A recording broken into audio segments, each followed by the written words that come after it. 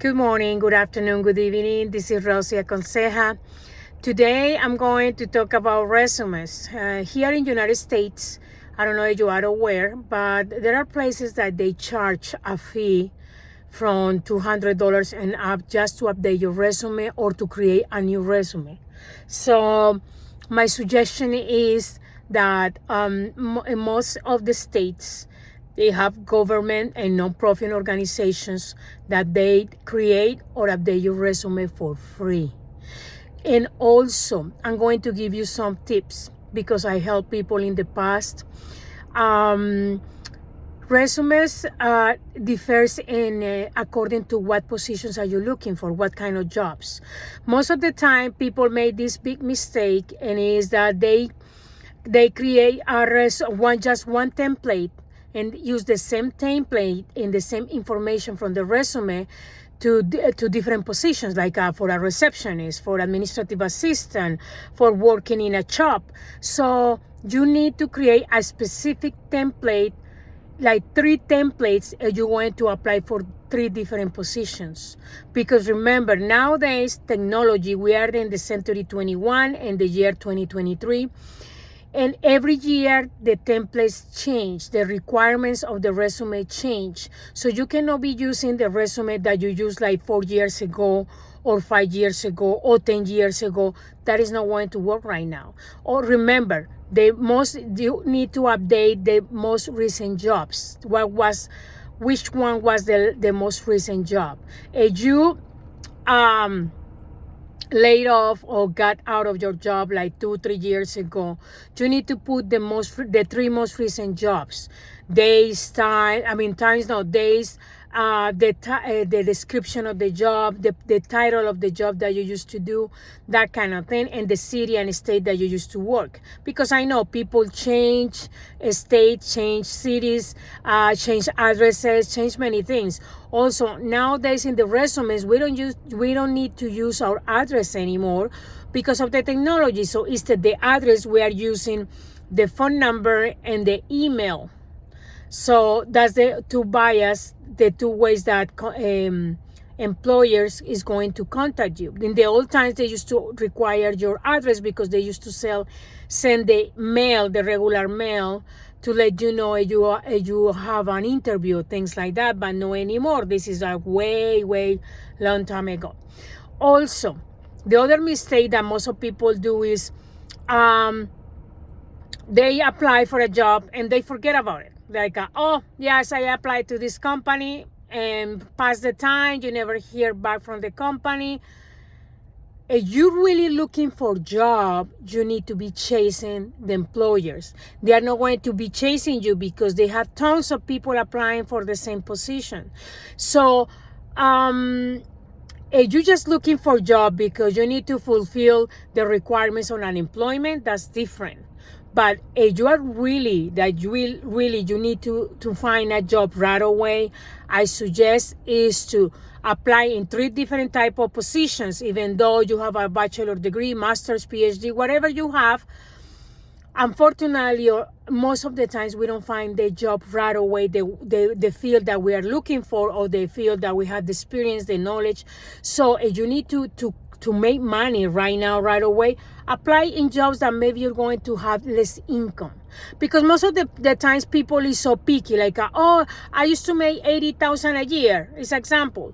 And now they're offering me a job that I'm going to make $60,000 or $50,000. Take that job in the meantime. If you need the money right now, right away, take it. I'm not saying to stay there forever. I'm saying is, take the job because you need the money now. You need to keep paying your mortgage, your rent, your services, your bills. So take the money right now. Take that job, even though you don't like the job, even though you don't like the income. But don't stay there. Keep applying, keep interviewing, and don't quit that job until you sign the contract with the new job.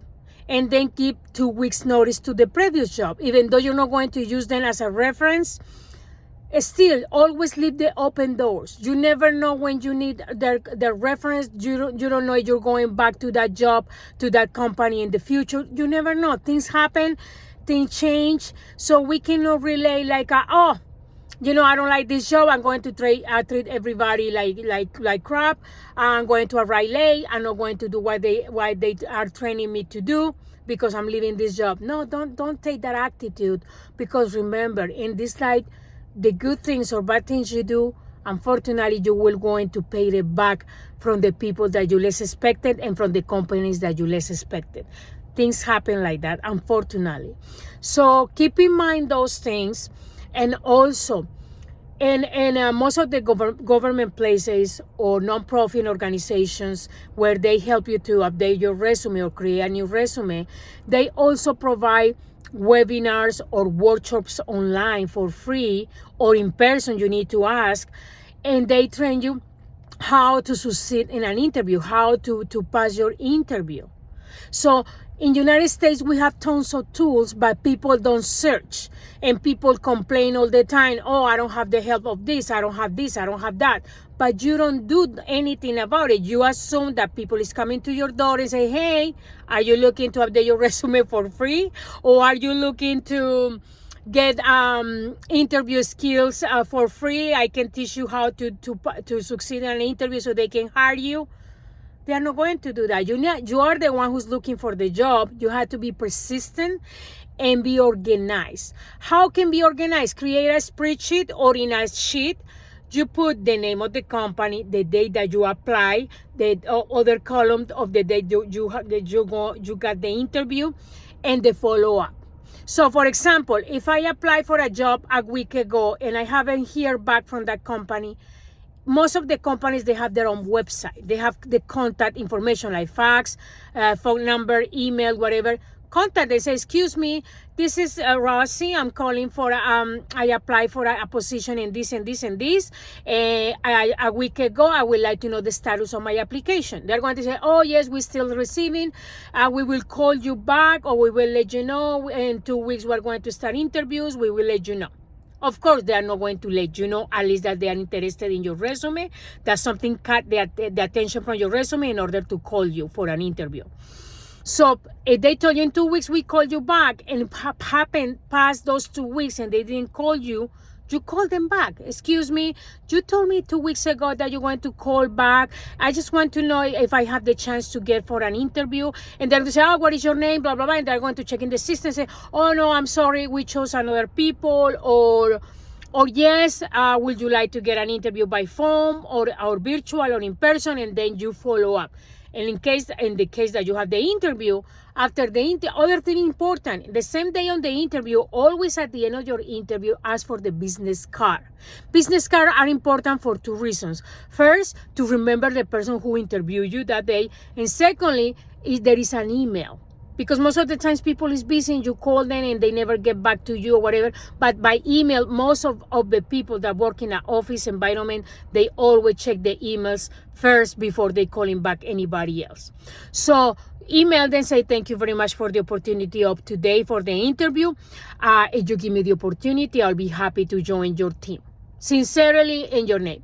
That's a formal and a nice way to say thank you for the opportunity. Most of people, they don't do that.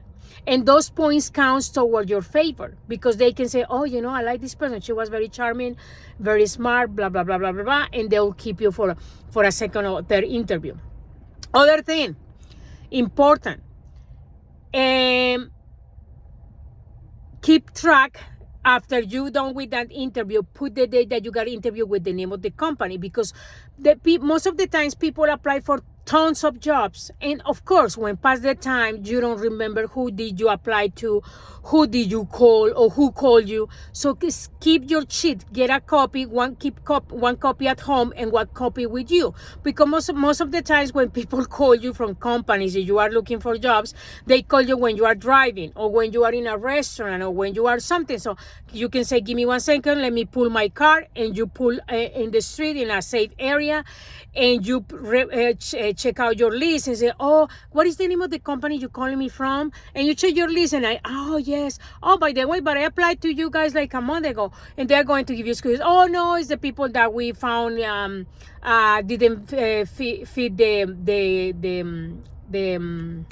requirements we were looking for, or we lost your information, whatever excuse they give. At least they are giving you the opportunity. After 1 month or 2 months, they will call you and say, hey, are you still interested? Are you still looking for a job? And if you're still looking, say yes. Okay, so they give you the opportunity to they'll give you the opportunity to give you an interview. So other important thing that I wanted to tell you guys is nowadays in this year 2023, most of the companies, they are giving more than 2 interviews. In the old times was the email, the phone call, and the interview, and you are then the next step was signing the contract. Nowadays, depends on the company and depends on the position are you applying for, they are going to interview you like from 4 to 6 times. Yes, I know it's annoying, it's uncomfortable, but that's the way they do it. And why? Let me explain to you. Is that some companies, they are very straight, and they meet 3-4 people at the same time to interview you the first time, and then the second time you will know if you're going to sign contract or not, if you get hired. But nowadays they are like, okay, the first person who contact you is the human resources. The company has a human resources. Some companies, they don't have human resources. They have a payroll, third party who made the payroll, who pay the employees, but they don't have human resources. That's 2 different things. Most of the people confuse payroll department with human resources department, and it's 2 things different. The payroll department, they just focus on your taxes and pay you, send you your check or your deposit, and that's it.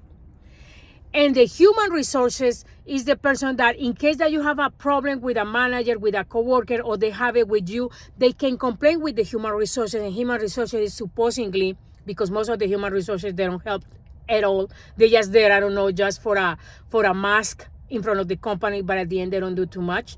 Because when you're going to, I've been there, done that in previous companies, that you complain, say, hey, this person is treating me unfairly, is making my life miserable, I'm doing the right job, and they are not cooperating. Then, oh yes, we're going to talk with that person. They never talk with that person. They never fix the problem. What you need to do, you need to start to look for another job and then quit the current job. That's the way that works, unfortunately. It's 1 in a million that in human resources department from a company can represent well the employee.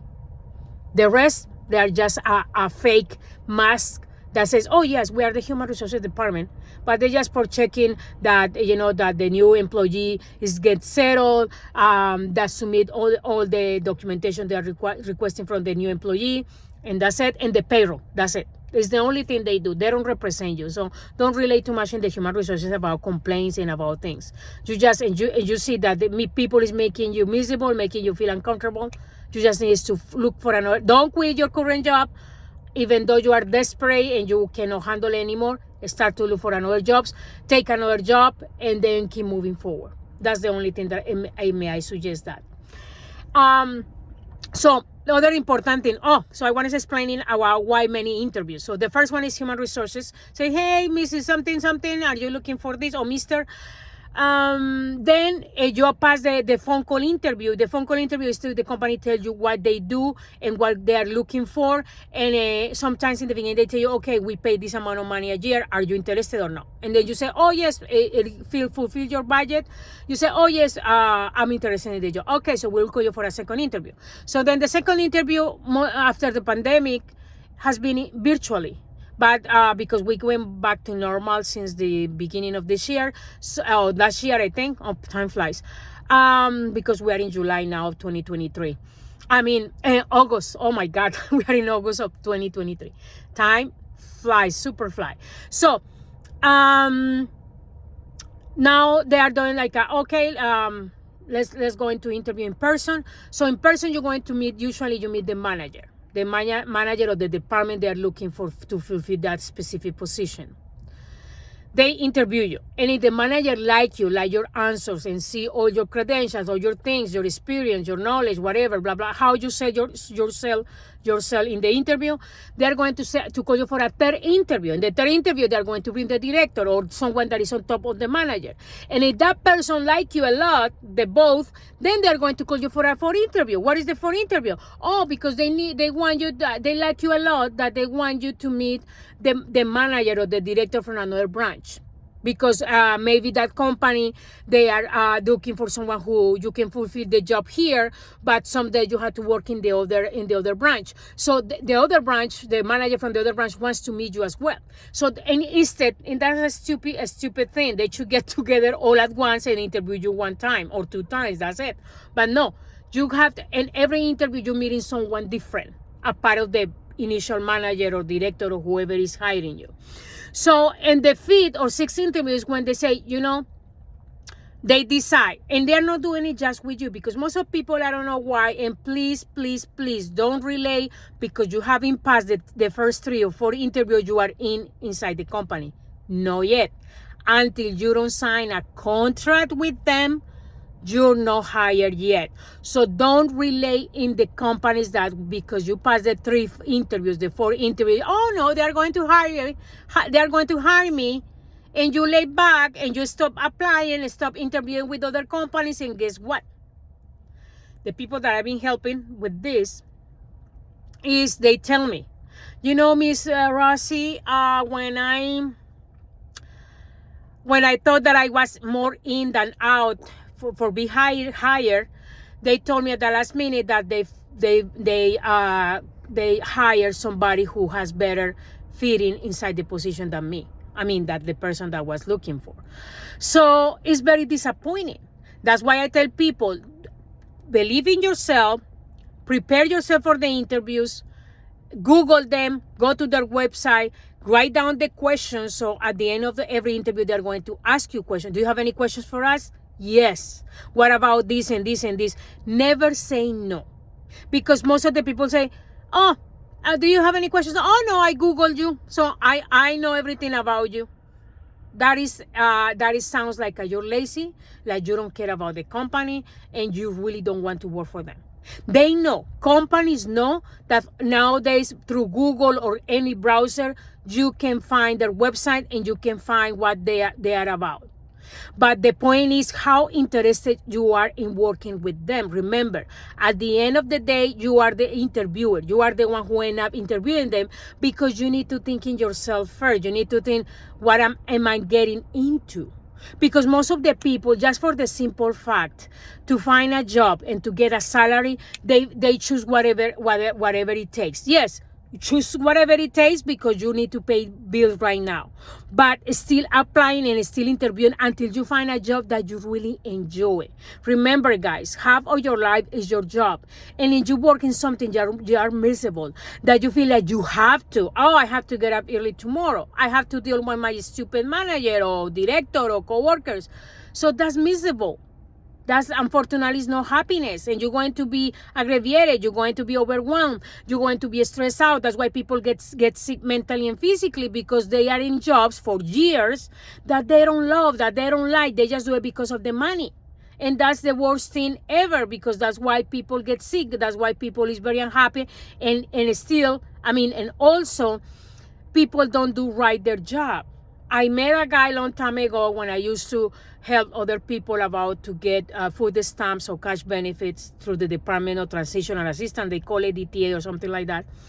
And this guy was 20 years working as a caseworker, and he was studying something else. He did a career in something else, but back in the days, he took that job because he had like 3 or 4 kids back in the days. Now they are adults. But I'm saying is, the example here is, this guy was miserable. He was attending the people like, hi, how you doing? How can I help you? But like they wanted to kill you, that you can tell they don't like their job.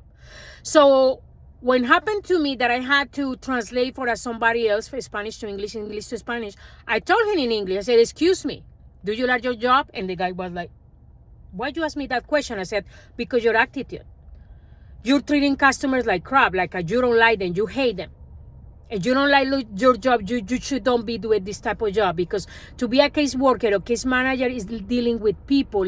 People come to you to ask for services, to ask for help. And they are struggling in their lives to come to our office and ask for help. And the person who's supposed to help them, they are with a bad attitude, cranky, tired, feeling miserable. And they transmit that emotion to the customers. Oh, I'm sorry. Oh, did I have a really bad acting? I say yes, and I'm going to complain with your manager because you're supposed to don't be here. That's not the because he mistreated us when we arrived. When I arrived with the person I was translating, he arrived with a really bad attitude. I mean, he was really like a bossy, like, hey, sit there. What are you looking for? What do you need?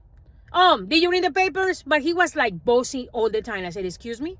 Hold your horses. No, that's not the right way to treat people, you know? I mean, you can be miserable in your job. Maybe you don't like your job, but that's not the way to treat people. And since then, after she has to go, the person that I was translating to, he said to me, he apologized and said, I'm so sorry. That was, I didn't mean to, but I've been working many years in this job. To be honest, I don't like my job. I studied this and this and this. And I said, why you don't do it what you study for? Oh, because back in the days, and I said, that's the problem with people. Because you didn't have the opportunity at the first time you give up. No, you had to keep searching and looking for the field. And mostly you study a career, don't take it to the trash can. Take a job for the moment because you need to pay bills, but that doesn't mean that you have to stay in that job for the rest of your life. Keep applying, keep interviewing until you find the job in the field that you're looking for. But people don't do it. They get in a comfort zone. Oh, I'm getting paid. I'm getting my check every week or every 2 weeks. I don't care anymore. But they still struggling. They're still complaining about the job. They still, So I just want to let you know those things. So in conclusion, update your resume every year in case that you haven't found a job, or even if you are 5-10 years working for a company and from one day to the next day you are laid off, update your resume. Resume change every year. The templates change. The information inside the way that it is changed. Some people use two pages for resume. Most of the resumes has to come all the information in one page. Because remember, what the companies care is of the most recent knowledge and experience you have. They don't care in 10-15 years what did you do and how you do it. It's too many years ago. And here I'm not talking about you are 20, 40, 60, 70 years old. It doesn't matter the age. What it matters is about your knowledge and your experience. Other thing, for people who are over 50 or over 40, don't put more than 10 years whatever you did in the past. For example, in the most recent job, you worked for 20 years. Don't put that you work for 20 years. Just put maximum 10 years. Why? Companies are not going to be calling, hi, excuse me, is this person has been working for 20 years in this no, they don't. When they call to about your references, your previous companies, they want to make sure that you're not lying about that you work in that place, because people sometimes say, oh yes, I work in that company, and they call, hey company, this person work in your place. They're going to say, no, we don't know that person. See? Or how it was the performance of Mr. or Mrs. something. Oh yeah, they were good workers. They were on time. They come every day, blah, blah. Okay, thank you very much. Bye. That's it. Companies, what they really care is that where you said you worked. And also, they don't want to that you put, they don't know. I'm the one who's helping here. So I suggest you don't put more than 10 years, even though you did 15, 20 years the same job or the same tasks, the same skills. No, just put maximum 10 years for people who is older than 40. Why? Because when you put too much experience, it's not good. Because in the way they say, oh, this person is too old.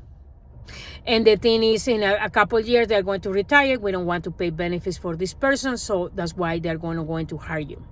See? They're going to hire someone that has experience between 5 and 10 years, but no more than 10 years. So keep in mind those things.